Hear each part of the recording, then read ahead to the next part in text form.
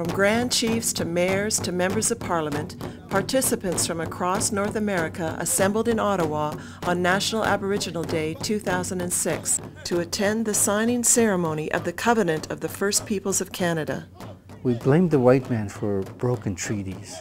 We blamed the government for broken treaties. We blamed the church for broken relationships. And now all of a sudden we have this treaty.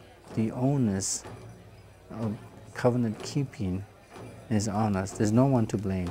Now this was a First Nations initiated, First Nations led, First Nations signed, covenant by the First Peoples all together, and you will see a ripple effect as everything comes into alignment and in divine order in Canada.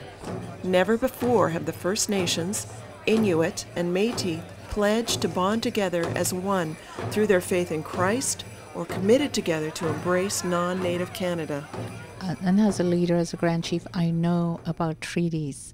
And when I read covenants, I knew immediately that it meant treaties. The covenant, just like in a marriage, it's such a holy ceremony. It's a uniting where we can't be out there separate anymore. Inuit, Métis, and First Nations representatives first realized the need for a covenant at the 2005 First Peoples Summit, in which the three groups gathered together and for the first time began to reconcile their ancient conflicts. Something broke in our hearts, something broke that brought reconciliation. Coming into unity with my brothers of the First Nations and of Inuit, I really felt a sense of wholeness or completion. There was a literal transformation in the people.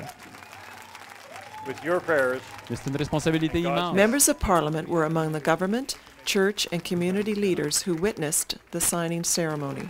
So I think it's significant that these groups are coming together on their own initiative, extending forgiveness, seeking reconciliation, and I think it's going to make a spiritual statement to our country. It's a very profound thing, and I'm very pleased to be here to be a witness to the signing of a historic covenant. Has unity between Canada's original people groups restored an ancient spiritual foundation of the nation?